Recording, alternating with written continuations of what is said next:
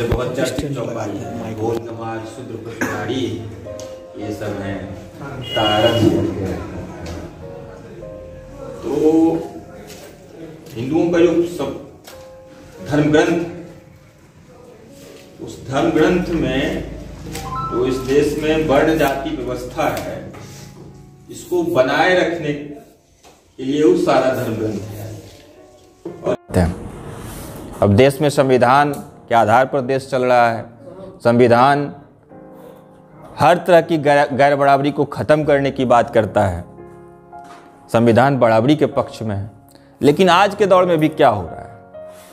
बिहार के शिक्षा मंत्री ने रामचरितमानस की वैसी चौपाइयों को उद्धृत करते हुए जब सवाल खड़ा किया कि भाई इन चौपाइयों से, ये चौपाइयाँ जो हैं हमारे खिलाफ हैं, हमारे लिए अपमानजनक हैं, तो देखिए कि एक बवाल मच गया। राजनीति के क्षेत्र में भाजपा ने बवाल मचा दिया और अखबार से लेकर जो न्यूज़ चैनल्स है उन सब लोगों ने मोर्चा खोल। वो कौन लोग थे समाज में?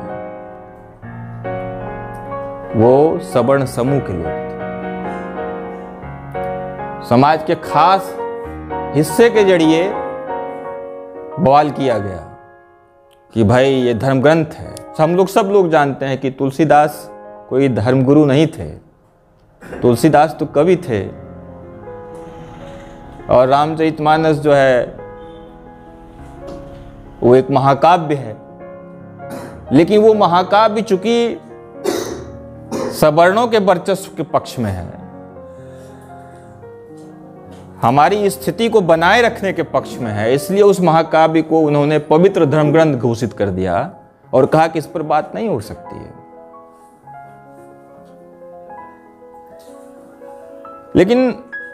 लेकिन समाज की ओर से जबरदस्त प्रत्युत्तर आया। भाजपा हमलावर हुई, उसके जवाब में हमारे नाम पर जो पार्टियां चलती हैं उस तरह से मजबूती से खड़ा नहीं हो पाई, लेकिन समाज खड़ा हुआ। इसलिए बिहार में जगह जगह प्रदर्शन भी हुआ। सोशल मीडिया पर हमारे लोग मुखर हुए, हमारे समाज के जो बुद्धिजीवी हैं वो खड़ा हुए। और तब जो हमारे नाम पर चलने वाली पार्टियां हैं, खासकर तेजस्वी यादव को भी सरेंडर करने से बच गए। उन्होंने कहा कि भाई संविधान सर्वोपरि है। खुलकर नहीं बोले, अपने ही शिक्षा मंत्री के पक्ष में वो खुलकर खड़ा नहीं हुए, लेकिन उन्होंने इतनी बात कही कि संविधान सर्वोपरि है। इसका मतलब है कि वो रामचरितमानस की जिन चौपाइयों पर सवाल खड़ा किया गया है उसके पक्ष में नहीं है। उसके बाद ये बात आगे बढ़ी, यूपी में स्वामी प्रसाद मौर्य ने भी सवाल खड़ा किया। तो अभी तक उन रामचरितमानस के पक्ष और विपक्ष में बहस जारी है और खासकर सवर्ण सामाजिक समूह जो है वो आक्रामक है। इसका मतलब है कि वो इस वर्चस्व को बनाए रखना चाहते हैं। अब यहां बात हो रही है कि बहुत लोग सोचते हैं कि भाई ये शिक्षा मंत्री और स्वामी प्रसाद मौर्य ने बहुत बड़ा काम कर दिया। हम ऐसा नहीं मानते हैं। हम मानते हैं कि असली नायक हमारे समाज के वो हैं जो बहुजन नायकों की मशाल को थामे हुए समाज को जगाने का काम कर रहे हैं। अगर समाज जगा नहीं होता तो शिक्षा मंत्री की और स्वामी प्रसाद मौर्य की जुबान नहीं खुलती, और उनके पक्ष में अगर लोग खड़ा नहीं होते, समाज खड़ा नहीं होता, तो उनकी पार्टियां भी उनके खिलाफ चली जाती। तो ये जो जागरण का काम समाज में चल रहा है, ये जो बहुजन आंदोलन समाज में चल रहा है, बहुजन चेतना को जो फैलाने का काम चल रहा है, ये बहुत महत्वपूर्ण है। और इसलिए हमारे नायकों की मशाल थाम कर जो लोग समाज में काम कर रहे हैं वो असली नायक हैं आज के दौर के, और उनका काम असर कर रहा है। इसलिए हम यहाँ बहुत चंद लोग हैं, छोटी संख्या में हैं, हमको लगता होगा कि हमारे काम का क्या असर है, तो हमारे काम का असर पड़ रहा है। तो हमको समाज को जोड़ने और जगाने का काम लगातार जारी रखना है। रामचरितमानस के पहले बिहार में जाति आधारित गणना शुरू हुई, रामचरितमानस वाले विवाद से पहले। देखिएगा उस सवाल पर भी सवर्ण समूहों ने हंगामा शुरू कर दिया कि जातिवाद फैलाने का काम हो रहा है, जातीय विद्वेष फैलाने का काम हो रहा है। और उस समाज के बुद्धिजीवियों से लेकर उस समाज के लोग जो मीडिया में हैं, वो सब लोग जाति आधारित गणना के खिलाफ खड़ा हो गए। अभी तक उस पर भी बहस चल रही है कि भाई जाति को गिनने से इतना डर क्यों लगता है। आखिर हम कह रहे हैं कि इस देश में जाति हमारे समाज की सच्चाई है, इस देश की सच्चाई है, उसकी गिनती करो कि इस देश में किस जाति के लोग कितने हैं, किसके पास इस देश में क्या है, जमीन पर किन लोगों का कब्जा है, सत्ता पर किन लोगों का कब्जा है, इस देश के संसाधनों पर, संपत्ति पर किन लोगों का कब्जा है। जब जातियों की गिनती होगी तो यह स्पष्ट हो जाएगा कि किन जातियों का आज भी कब्जा है। अब इस सच्चाई को सामने लाने से वो डरते हैं, वो इसके विरोध में खड़ा हो जाते हैं। क्यों विरोध में खड़ा हो जाते हैं?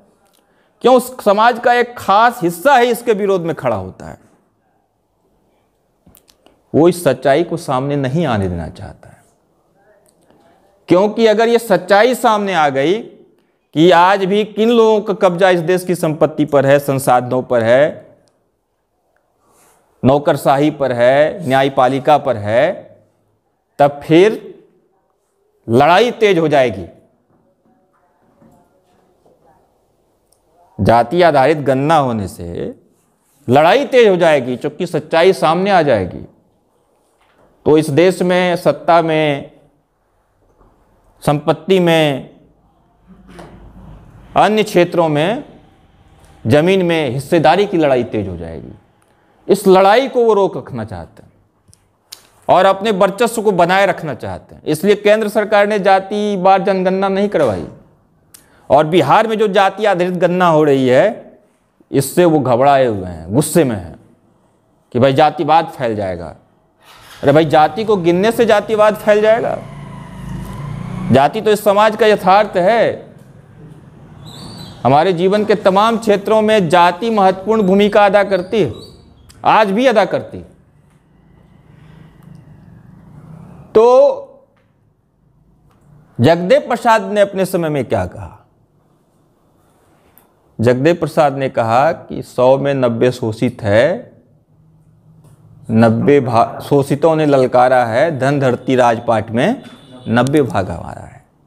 तो जाति आधारित जनगणना होने से दरअसल ये लड़ाई फिर से तेज हो जाएगी, जो जगदेव प्रसाद ने जो नारा बुलंद करते हुए लड़ाई शुरू की थी,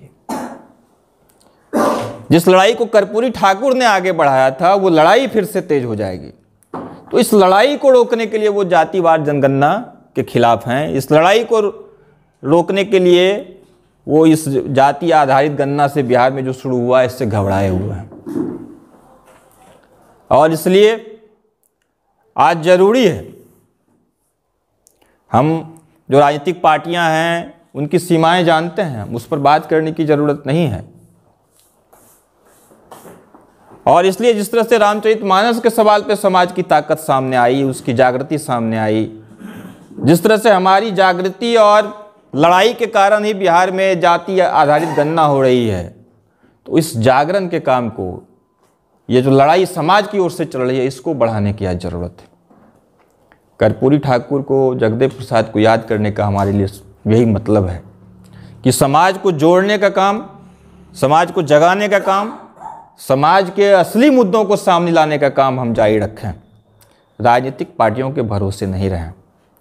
राजनीतिक पार्टियों के भरोसे रहते तो 2 अप्रैल 2018 को ऐतिहासिक लड़ाई लड़ते हुए हम SC/ST एक्ट नहीं बचा पाते,